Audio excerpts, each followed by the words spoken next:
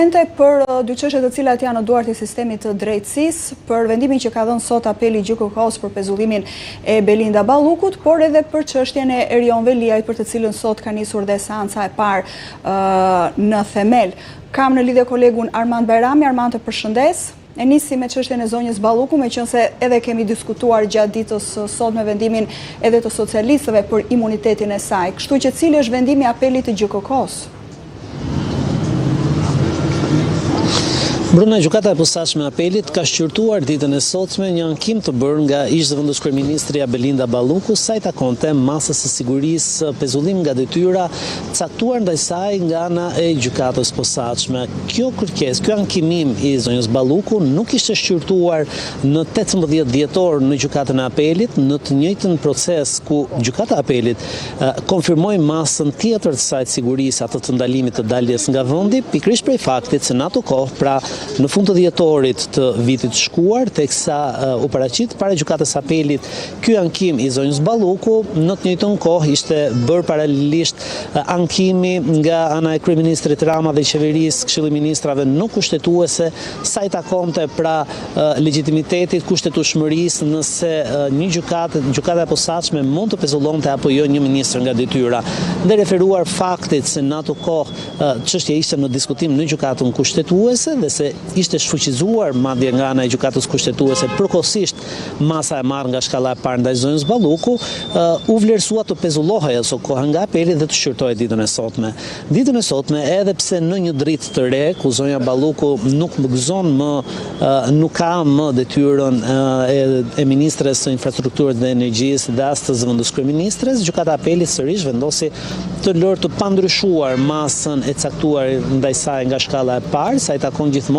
pezullimit nga detyra, duke vlerësuar miratimin e kësaj mase. Gjatë seancës, ku zonja Balluku është përfaqësuar me një avokat mbrojtës, avokati ka kërkuar shfuqizim të masës, ndërkohë që prokurorët e SPAK, përfaqësues në sallën e gjyqit, kanë pretenduar edhe për te faktit të ditur botërisht se zonja Balluku nuk është më në një detyrë shtetërore, sërish formalisht kanë kërkuar miratimin e shkallës parë gjykatës, ashtu sikur se ndodhi nga ana e gjykatës apelit. Qartë, mandi ndërkaq sot është mbajtur dhe seanca e parë në themel e gjyqit ndaj kryebashkiakut të Tiranës Erion Veliajt. Çfarë ka ndodhur? Po Bruna, ditën e sotme, po ashtu ishte seanca e parë e shqyrtimit në themel të dosjes penale në ngarkim të kryebashkiakut Erion Veliaj dhe 29 të bashkëpandehurve të tij, mes cilëve edhe bashkëshortja Jola Xoxa, ish deputetja e Partisë Socialiste Klotilda Bushka, por edhe disa biznesmen të njohur në kryeqytet. Kjo seancë e parë e këtij procesi nuk u zhvillua normalisht dhe nuk mundi dot të çelej procesi, pikërisht për shkak të mungesës së disa prej të pandehurve dhe njëkohësisht dhe avokatëve të tyre mbrojtës, por me rëndësi është fakti që vetë kryebashkiaku Veliaj, i pandehuri më i rëndësishëm i kësaj dosje, kishte zgjedhur të mos ishte prezent, ai nuk kishte në kafazën e xhamt të sallës së gjyqit dhe gjatë relatimit nga ana e kryesueses të trupit të gjykues u pohua se Erion Veliaj ndonse kishte marrë njoftim në qelitë e paraburgimit të Durrësit, ku ai qëndron i izoluar në masën e sigurisë arrest në burg prej dhjetorit, prej shkurtit të vitit të shkuar,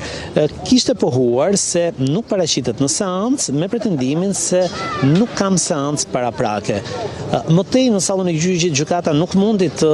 kishte asnjë avokat të zgjedhur të zotit Veliaj, avokatët të cilët ishin njoftuar, ata që e kanë përfaqësuar kryebashkiakun gjatë shqyrtimit paraprak, ishin përgjigjur gjykatës duke pohuar se nuk kemi më tagra përfaqësimi për kryebashkiakun Veliaj si klient të tyre dhe e pranishme në sallën e gjyqit ishte vetëm avokatja Valentina Teodorescu, e caktuar kryesisht nga ana e gjykatës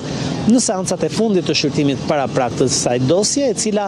pretendoi se e kishte shkuar vetëm 2 herë për të pasur kontakt me klientin e saj në paraburgimin e Durrësit. Herën e parë tha avokatja nuk e takova për shkak se ishte duke marrë një serum, ndërkohë që herën tjetër mund ta qëndroj vetëm 1 orë me klientin tim. Por avokatja Teodorescu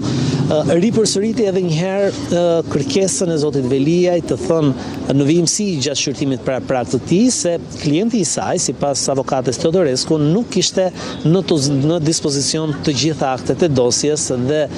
po ashtu rikërkoi dhe rishfaqi pretendimin e kryebashkiakut se ai kërkonte që t'i viheshin në dispozicion të gjithë fashikujt e dosjes, që ishte në fakt një kërkesë që u pranua dhe një fitore e ditës sotme kjo për kryebashkiakun Veliaj, ndërsa nuk pati një seancë normale të zhvilluar të procesit gjyqësor,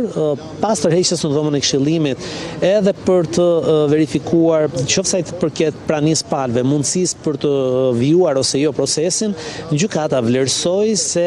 do duhet të pranohej kërkesa e bërë nga avokatja kryesisht e zotit Veliaj për t'i vendosur atij në dispozicion të gjitha aktet e dosjes, madje gjykata nënvizoi faktin se në vijimsi kryebashkiaku Veliaj gjatë shqyrtimit paraprak në disa prej seancave ka kërkuar që t'i vihen në dispozicion të gjitha aktet e dosjes, një kërkesë që ju pranua në fakt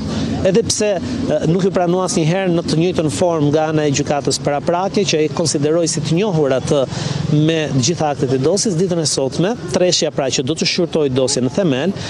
vendosi që kryebashkiaku Veliaj t'i vihen në dispozicion të gjitha aktet e dosjes, të autorizoj një oficer të policisë gjyqësore, pra një agent të byros kombëtare të hetimit, që pasi të përgatitet gjithë fashikujt e dosjes në gjykatën e posaçme, ti përcillen përmes këtij oficerit të policisë gjyqësore në paraburgimin e Durrësit të zotit Veliaj.